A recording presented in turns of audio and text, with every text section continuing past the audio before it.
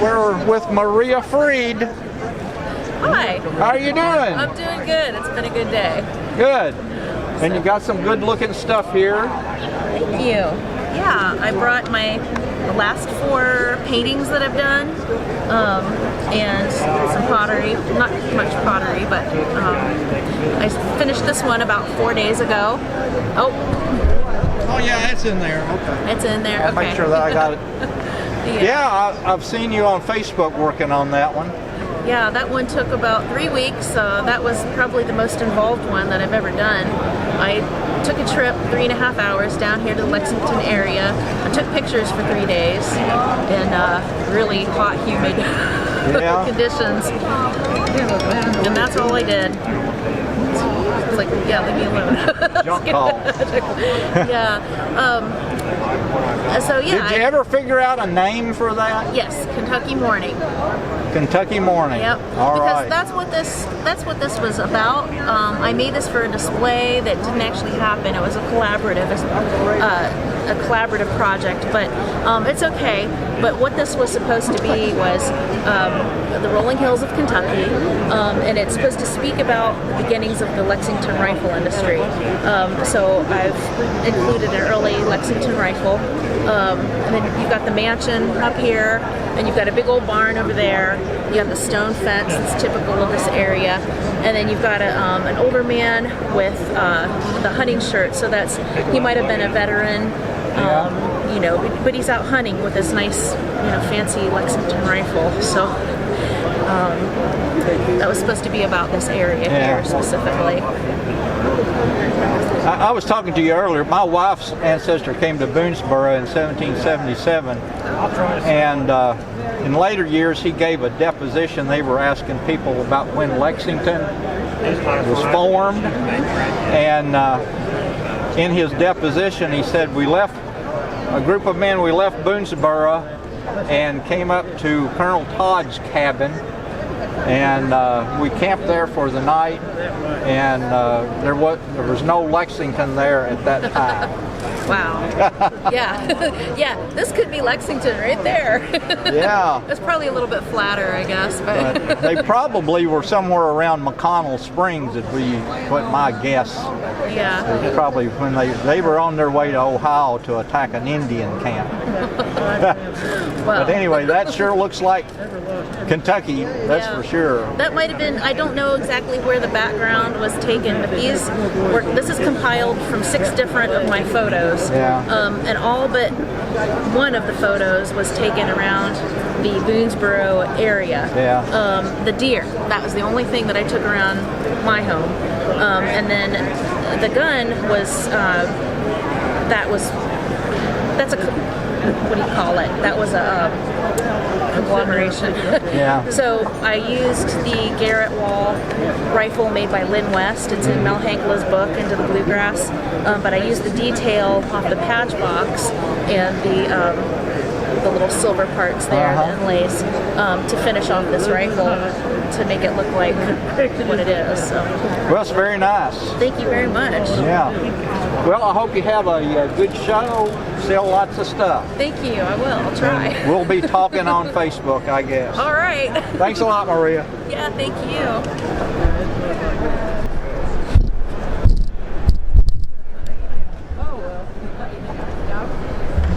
This is just a coat of... Come on, baby. When we picked that chorus and we stained it, we didn't use that though. No, just the Aquafortis, I think, is what we use. Just the iron nitrate. Pretty sure.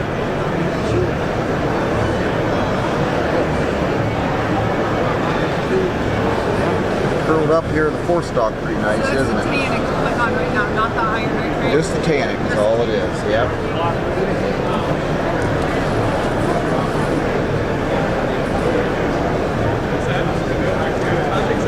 Okay, and I'm just trying to make sure I'm not missing any areas, because it'll usually show if you miss areas. I know there's a hole hanging around. Can I see it? Yeah.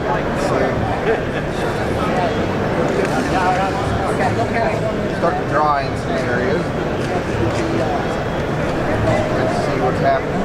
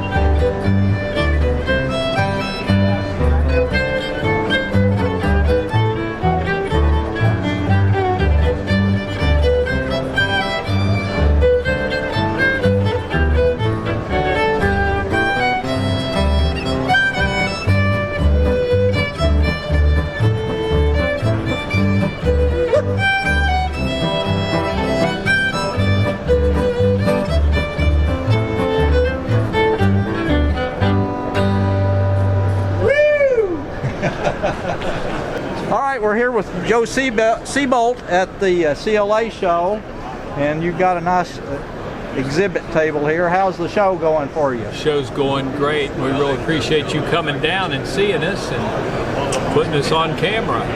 Well, talk a little bit about some of your knife work. Give me a little background on that. Okay, well, I'm Joe Seabolt, and I'm from Goshen, Ohio, which is near Cincinnati. I've been making knives for about 25, 30 years. I started out at the historic Mansker Station down in Goodlettsville, Tennessee, making knives with a man named Steve Marshall. I've trained with Herschel House, Frank House, John House on gun building and or knife making. I teach knife making with those guys. I'm also a member of the American Bladesmith Society, and I demo at different functions for them. Do a lot of teaching these days, and I make, a lot of knives. We call them a backwoods, kind of a Woodbury style knife. There's something a little different. This particular one is a dagger, more of a early style, military style dagger. Probably what I'm best known for are my Woodbury old-time style knives. Things like this, which I learned from a man named Herschel House. We forge all of our blades. We do them mostly in coal forges. We do use gas sometimes, but they're made in a traditional manner, all hand forged, all hand file finished. Most of them are, everything is assembled as if it could have been, 150, 200 years ago. The finish we use, it's a backwoods finish, so everything we do is kind of emulating a long hunter's knife of a few hundred years ago. Not everything we do, but much of what we do. So like this particular knife is a long hunter knife that would fit into the 1800s with a brain tan sheath with a rawhide liner. It's something a long hunter would have carried in the woods, somebody like Daniel Boone, Simon Kenton. And then I make more modern knives also. I make stuff like this, which is a little fancier, not as backwoodsy, but you see the patina and the distressed look. We do that on purpose. We make a knife new, and then we try to make it look old, as if it was, 200 years old. Yeah. Well, that's great. That's the problem with us knife makers. We can't see upside down. There you go. One of the things I'm really involved in now, I'm on the board of directors with the CLA, and I'm real involved in education of any of our things. Part of our mission is to promote the long rifle culture, and we're here at the Contemporary Long Rifle Association Artist Show today. So we do a lot of teaching. This is a school up in Goshen, Ohio that I'm involved in through the Goshen Historical Society, and we do blacksmithing, knife making. We've got some of the best instructors anywhere in the country. So that's something I've been very involved in the last few years. I also teach at a place called Cantor's Cave. I work with Herschel House and his brothers doing classes in Woodbury on knife making. So we're trying to bring new people into this hobby. We need more people. Well, of course. Well, this will be on my YouTube channel, which is called The Old Kentuckian, and I try to get Kentucky-related things, historical-related things, on that YouTube channel, and like to interview people that are involved in this sort of thing. I have one of my ancestors was a fellow by the name of Charles Skaggs. He was one of the Skaggs Long Hunter brothers.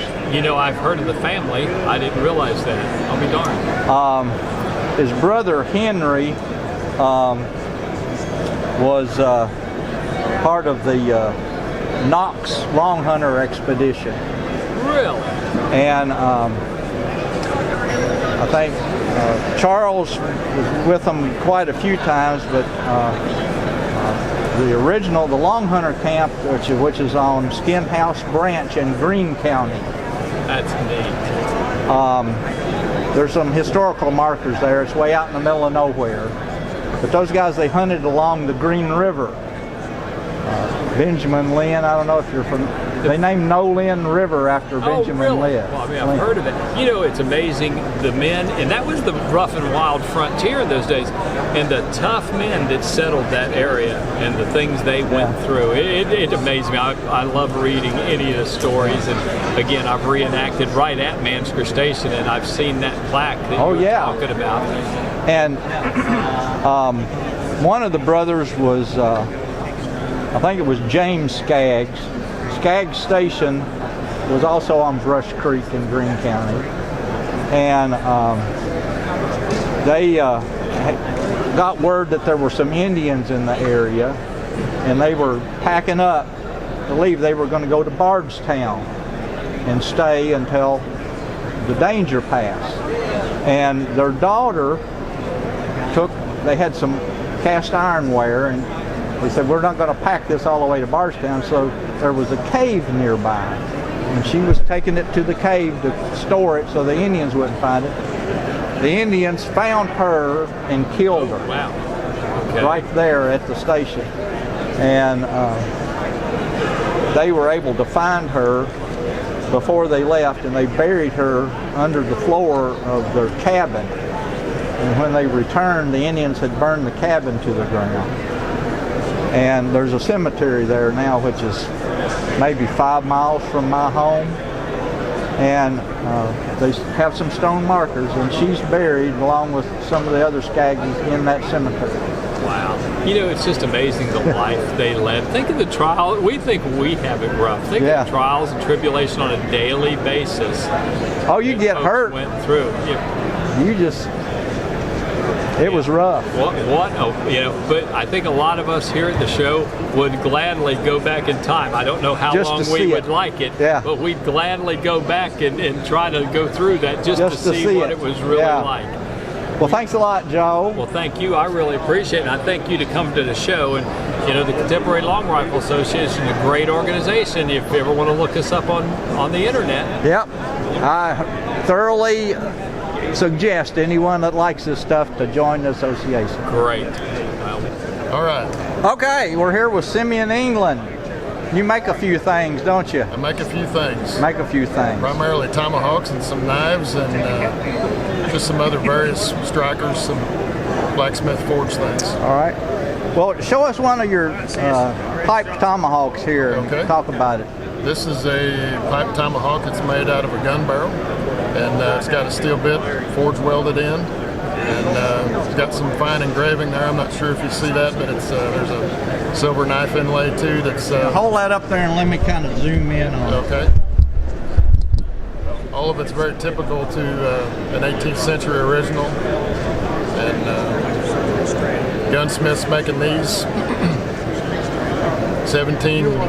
late 1740s on up, and gunsmiths are making the very fine ones because they have the skills and everything needed. Also, if they're made from a gun barrel, it was probably made by a gunsmith, because they would have pieces of gun barrel around, but the bore would have gone this way, and this is the haft is hollow, and this was the mouthpiece. Stick that in your mouth, put your tobacco in there, and smoke the pipe. Pretty cool. Yep, lots of work done. But this is very light. Some of the early ones are very, very light and petite, and the later period ones get pretty big and heavy and hefty and pretty ornate. So this is I really enjoy making these. This is kind of the, what would you say, the big project for a forger is to make a pipe tomahawk. So pretty exciting to have it done for the show. But typically what I make is this is probably the most of what I make and sell is your typical hammer pole tomahawk, and this is also split, got a forge welded bit in it, but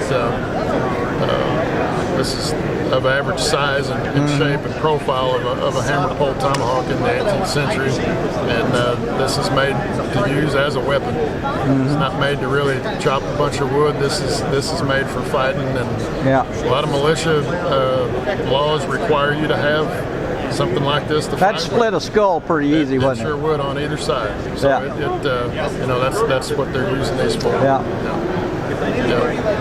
Probably not doing a whole lot of chopping wood with it. If you're going to chop wood, you got to carry an axe on your horse or something like that. But, so you recently moved to Kentucky. That's correct. What got into your mind to move yourself to Kentucky? I didn't fit where I was born. Namely the state, but you know, Kentucky is my dad's family is from Middle Tennessee, and so I was looking at Tennessee first, but Tennessee land has gone up like the lumber prices have. Oh yeah. So of course, you live down there kind of close to Mike Miller. You can't get there from here. that's right. Yeah, and you can't even get there from Mike's place. So That's way out there. Yep. Yep. Yeah. Beautiful country. Yeah, I know all about that land down there. Yep. Well, I hope you have a good show, I appreciate and you make beautiful stuff. Thank you. You're a true artisan. That's above a craftsman, I appreciate an artisan. Thank you. Kind words. And I'm just sort of a jackleg maker. I'm way down there on the low end. But hope you have a good show, and we'll be talking to you. I appreciate it. All right, thank you. Thank you. All right, we're here with Malkai Pifer at the CLA show in Lexington, and he's got a little. This was the last rifle that he built. I've got an Isaac Haynes that Malkai finished out for me, and he did an awesome job on it. Killed a nice big 8-pointer during deer season last year with it, so I'm really happy. Yeah, it was a nice one, that's for sure. Yeah. So tell us about this rifle. Well, this is a little North Carolina gun, little 32 caliber squirrel rifle. It's my 31st rifle that I built. Just real plain, brass mounted gun. Have a little bit of a frill to it with a nice patch box, some engraving and whatnot. A little silver inlay on the cheek piece. Just overall, just a small hunting gun. Take out in the woods and beat around. Just nice North Carolina gun. Yeah, it looks like it'd be a good little shooter. Yeah, shoots great. And easy to pack around. Every bit of it, yeah. Yeah, my 54 is a hog. Yeah, they get heavy, but they're nice. Yeah. Wow. But we just wanted to show Malkai off a little bit here at the CLA show, and we appreciate you being here. My pleasure. Enjoy your work. If I ever get a hold of that Mike Miller, I may talk to him here. Yeah, if he'll ever show up. I know. Thanks a lot, Malkai. You're welcome. We're here with Mike Miller at the CLA show. How you doing? I'm doing good. How about you? What do you got here that's pretty? Well, I've got a few guns that some people have brought back to me. They said they were doing it, buying them as an investment, and now it's time to cash in on them.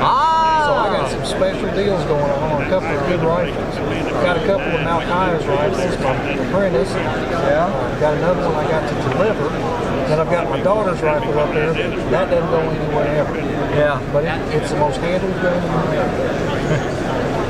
That's the pretty one that everybody wants to look at. Absolutely. It's probably got more DNA on it than a crime scene. Boy, they'd have a hard time with those little Q-tips wiping that thing down. Absolutely. I wipe it down at every show, but it gets covered up every time. Yeah. So, what caliber is this one? This looks like a pretty good size. It's a 50 caliber. It's got a pretty good size barrel on it, about the size of an original gun would have been. Because most of us kind of like a little bit lighter gun, so we get the barrels as small as we can. Those guys back then, they were pretty stout. So they could handle a little heavier gun. And if they needed to hit somebody with it, it would take the punishment. It didn't bend as easy as one of those lightweight ones. Yeah. Well, we just wanted to stop by the booth and say hello. It's good to see you. And hope you have lots of people come by here. Looks like it's going to be a good show this year. I believe it is. It's been really good so far. I've seen a lot of people and a lot of good stuff. I'm taking home more than I should. That's a good thing. We all appreciate that. But anyway, thanks a lot, Mike. Thank you. It's good. We'll see you. We're here with Rudy McKinney, a good old friend of mine from back in the day. Way back, and you brought some beautiful stuff. Well, thank you, sir. Yeah, so what have you got to show us? Is that... That's a music instrument brush. Okay. And it's made of boar hair. Okay. And it's just for dusting your musical instruments, especially string instruments. Yeah. It gets in there and it's static free. Well, yeah, like on violins, Right. it gets that rosin covers them up. Right. Yeah, that's pretty cool. So, what else have you got? Well, we have, normally what we sell a little bit of are the tape looms, and we have two types here today, or that we've made. And then we have candle boxes, Bible boxes that we have, the gout stools, and we also have clothing and hat brushes. Okay. Get the dust off of it. Yeah, I might From that need long that. travel. I might need that when I get Yeah. home. It's a long ways back to E-Town, Yeah. isn't it? Right. And we have a little loose Those set. horses get real sweaty, you know, and we're kind of having a hot spell. They're Yeah. able to be all Yeah. lathered up by the time we get home. And they kick up some dust. That old wagon that I've got hitched up back here, you know, I hope somebody gave them some water. Why, yeah. Well, anyway, hope you have a good show here. Oh, we're having a good show. We've had a wonderful time here today. So I've got a couple more people. Reconnecting with a lot of old friends. Oh yeah, because you know last year they didn't have it. COVID just knocked everything. Oh, it did. It just messed everything up. Yeah, so I guess everybody had time to build up some supplies. Why, yeah. Well, it's good to see you, Rudy. Same here, WL. You take care, my We'll friend. see you. Okay. Take care of yourself. Thanks.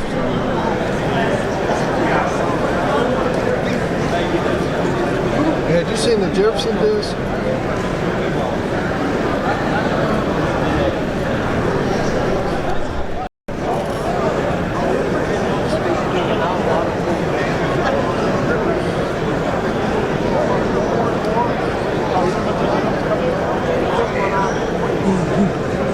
How are things in E-Town? E-Town is doing good. I've been working on flat Celtic horns, and I've been working on my shooting bags, which are made in America, by an American. All parts are American. I don't have no Chinese stuff. Good. So just trying to get out and visit my friends and enjoy myself and have a good time. Well, that's good. It's been a while. The CLA got all shut down from the COVID, so That's right. All my friends that I usually see her every year haven't seen in 2 years. So I know. It's great to see the show back open and active, Well, good. because it's a fantastic show. Yeah, there's been quite a few people. From what I've seen today, the crowd's been pretty good. Sold out show. Yeah. Good show. Have nothing but the top quality merchandise here, all handmade. Good. Grab one of your flat horns there, and or hold that up there. Okay.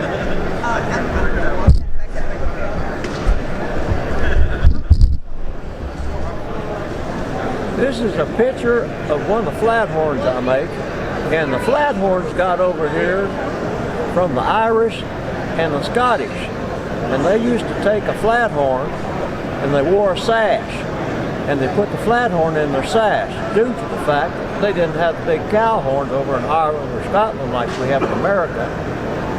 And they got over here, and they came over here to become American citizens, and they fought in the Revolutionary War with us. And a lot of the Scotch and Irish fought at the Battle of King's Mountain and killed Colonel Ferguson, which was one of the turning points of the Revolutionary War, which we got our freedom as Americans, and we were not under the rule of King George, a tyrant. Yeah, that's pretty cool. All you Americans out there, don't forget about the Scots, Irish, and all the people that came over to this country for freedom, and they help us win our freedom, because freedom is not free. Freedom is paid with blood. Thank you. Well, good luck. Thank Hope you, you sir. have a good show. Thank you, sir. You have a good We're here at the CLA show, the annual meeting, the 25th annual meeting of the Contemporary Long Rifle Association. I've been asked to say a few words about my book, Into the Bluegrass, Art and Artistry of Kentucky's Historic Icons. It's an honor to do that. This book is actually about 35 years of my life, of research during my lifetime. It's not just about rifles, it's about silver and tall case clocks and furniture and a lot of different things. But probably the gist of the whole book is that the Kentucky rifle is kind of the weft of a cultural fabric of Kentucky that evolved. If it hadn't, my theory is, if it hadn't been for the Kentucky rifle, the culture that demanded high quality furniture, silver, let's say by Eatsa Blanchard, or artistry by Matthew Harris Jewett, would never have developed, because it took the rifle to really to pull it all together. But it's the book has been very, very well received. I had some bookmarks printed up. The Kentucky Kentucky Historical Society gave me the Kentucky History Award, Publication Award for the book, and the Bluegrass Trust presented me with the Clay Lancaster Heritage Education Award, and they would have really liked if I had made stickers and stuck it onto the dust jacket of my book, and I wouldn't do it, so I had some bookmarks made up. I think the dust jacket's beautiful, but the book itself it's a great book. I got a copy of it. My good friend David Wright designed the book, and he's the difference between it being good and great as far as I'm concerned. What other questions might you have? Well, tell me, I know you're a big Kentucky historian, and I am too, but when did you get started in Kentucky history? What really kicked you off? I grew up in Jamestown, Kentucky. My family, my father started kind of a sporting goods store and an Evinrude boat motor dealership the year they filled up Lake Cumberland. So I grew up in a business that bought, sold, and traded firearms. But I had a house fire when I was, well, it would have been in 1978, and it burnt all of the guns. I grew up hunting and fishing, and I lost everything that I had. And about that time, I had met a fellow by the name of Archie Stahl in Bowling Green, Kentucky, and he'd kind of turned me on to flintlock rifles, and I was working on my master's degree, and I learned about the National Endowment of the Arts. I ended up writing a grant with the National Endowment of the Arts to apprentice to Herschel House. And I worked in the shop with Herschel about 3 years. And from that, it instilled an interest not only in the contemporary rifles that we have here, but then that led me to become a collector of Kentucky objects and original Kentucky rifles. Well, my mother was a history teacher at North Hardin in Hardin County, so I kind of get it genetically. Grew up learning all about the stuff, and actually one of my cousins was a professor at Western Kentucky. He was a Chelf. Okay. I don't know if you knew that guy down there. That doesn't ring a bell. But anyway, it kind of, family history has just kind of been in the family, and I'm descended from a couple of the long hunters that were here. That's what I remembered, that you had been a descendant, maybe even from Kenton. Are you descendant of son? No, it was, what is his name? Plake. John Plake. Yeah. That's my wife. Well, we own the farm we have in Indiana. Was purchased by S.V. Plake, and he was John Plake and Stalver's second or third great-grandson. John Plake and Stalver came to Boonesboro in 1777. He was an ensign under George Rogers Clark. He went to the defense of Bryan Station. He was at Morgan Station up in Mount Sterling when they were attacked by the Indians. He would have known my ancestor Edmund Fair. So they were all together. That was all a group that would have been together. and John Jocelyn is who I went in. Would have been his father-in-law, Edmund Fair's father-in-law. So I went into the SAR on John Jocelyn before I. My SAR. Well, I've got like 15 that I could put addendums to. Yeah. But the one I went in under was a Bewley, and he was in the 11th Virginia under Daniel Morgan. He was a sharpshooter. Okay. One of Morgan's rifles. Isn't that great? That's great, man. And they all came out of Bedford, Virginia, and settled in Hardin, Breckenridge, all in that area. Sure enough. Well, it's good talking to you, Mel. Yeah, I appreciate the opportunity. And if anybody was interested in the book, I do have a website. It's intothebluegrass.net, and I'll ship it out to you the day I get your order. And it's a great book. I've got one. I'm glad. Glad you've enjoyed it. Thank you.